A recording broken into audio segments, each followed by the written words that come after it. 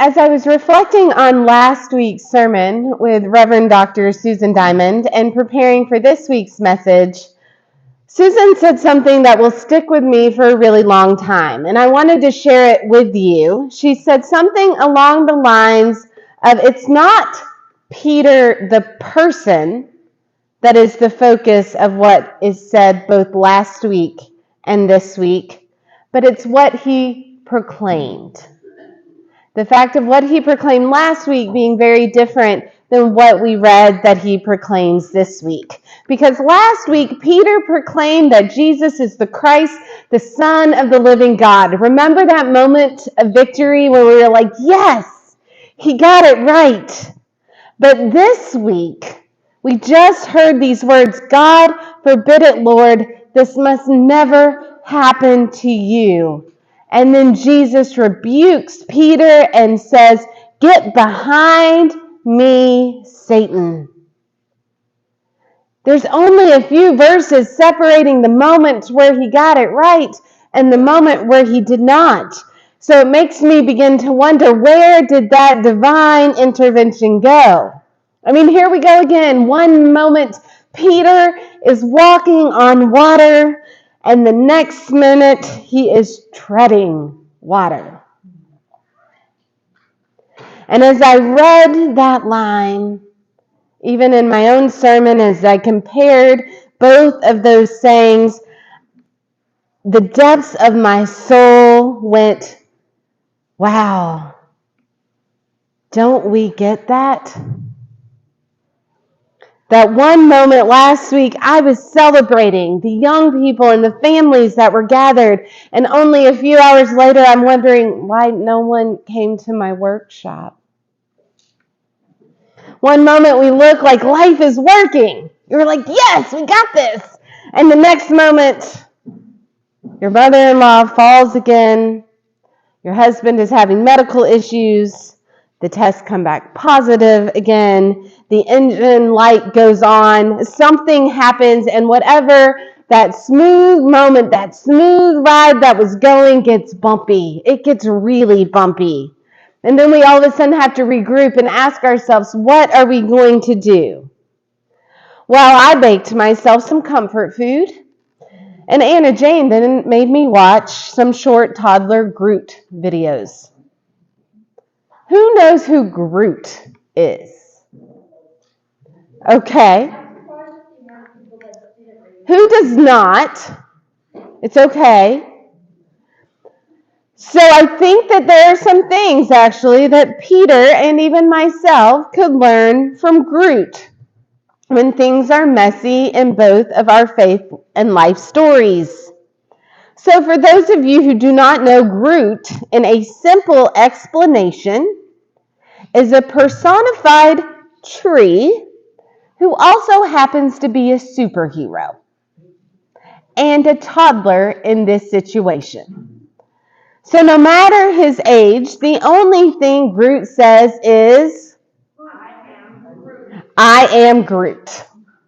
As a member of the Marvel comic series, the short video I watched that Anna Jane shared with me is when toddler Groot's story was being told by this God-like character, which we often know as, anybody?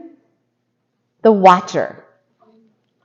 So the Watcher has this voice and is narrating this short mini story of a stereotypical moment where a prophecy is supposed to be fulfilled, and Groot, as a toddler, walks in to fulfill the prophecy. And yet toddler Groot does not follow the rules. He does successfully complete the prophecy, but it isn't in the way that anybody expects. He ignores all the warning signs that are coming in from the Watcher. He isn't worried about what expectations have been set upon him. And yet, Groot actually is able to plant the seed and discover that seed that is planted grows through him. Even though getting to that seed and that moment of growth is really messy. I think Peter is ready to make those bold and courageous and prophetic steps. But like all of us, he is used to that type of voice that comes from somebody like the watcher.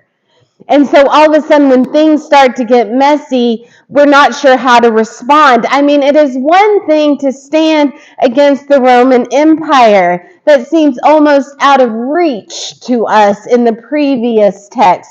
But it is another thing to know that you are about to go stand against the Pharisees, the Sadducees, and the people you have known and been aware of your whole life. Peter is clearly willing to follow Jesus, but he wants to keep these actions still as safe as possible. He wants to protect what he thinks is important, which is, of course, Jesus. He doesn't want him to walk into danger. I kind of think of it like he wants to keep toddler-type Jesus safe, because Jesus matters to him just like Jesus matters to us. And Peter knows how important those prophecies of what it means to be the Messiah really means to so many people. And he can't imagine that death is what would be what the prophecy ultimately wants. It's this idea of like, what are we expecting? What is actually success over failure? And so Peter, of course, because he is scared, responds with fear. And fear, or that idea, as we heard from our children's story, that's just not how you do it. Come on, Jesus. I get that this is a little radical, but that is not how you do it. But sometimes when we limit and say those things, even with the best intentions, those statements of doubt hold God back. When Peter claimed a statement of living, then God was empowered to move forward through Jesus Christ.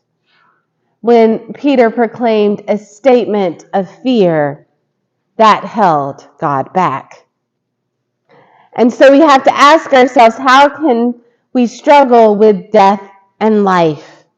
And of course, I think that's what makes us human. We are not Jesus. We are not a tree-like toddler who has no fear. Instead, we are a Peter, a person who has limits, who is trying to rationalize and wrap their head around all of these things that are happening.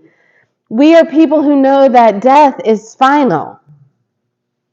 And yet I did think of those who have a legacy in this world, who even beyond Jesus and his resurrection have life beyond their death. Their stories continue to be told.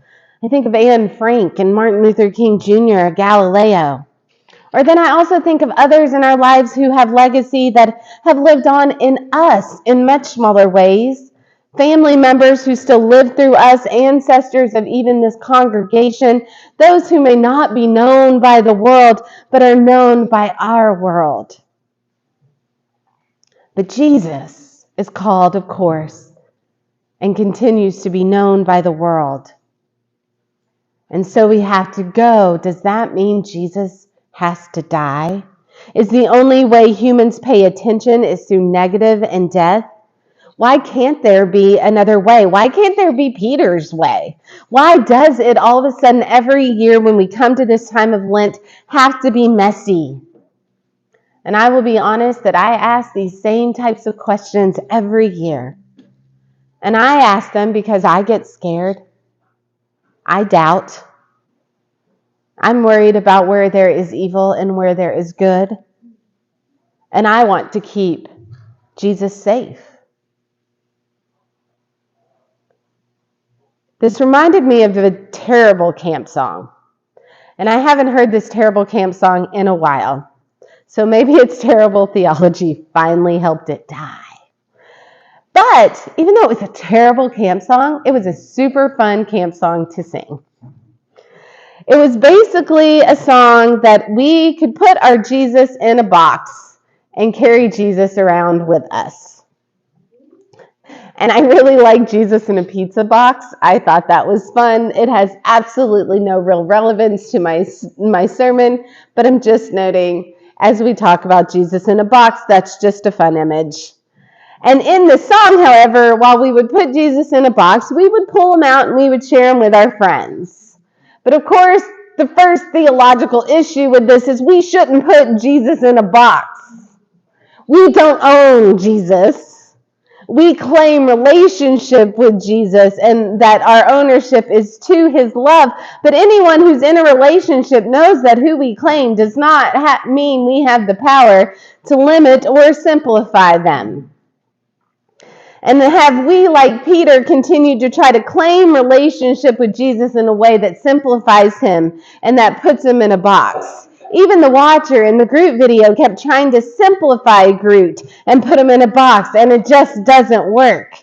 And so are we trying to make ourselves be more like Jesus, or are we trying to make Jesus be more like us? And how then do we know the difference? When we think what we are doing or saying something helps truly protect Jesus, maybe we must ask ourselves, are we protecting ourselves? Because if these things happen to Jesus, let's be honest, they can happen to us. I love this line of questioning this week in Sanctified Art as I prepared for this sermon. It says, for everyone there comes a time when your faith is tested, and you will have to face difficult and inconvenient truths. That we may want to take the easier path, the path with less. And yet, when we take this path with less pain, we may want to cling to the easier, simplistic answers.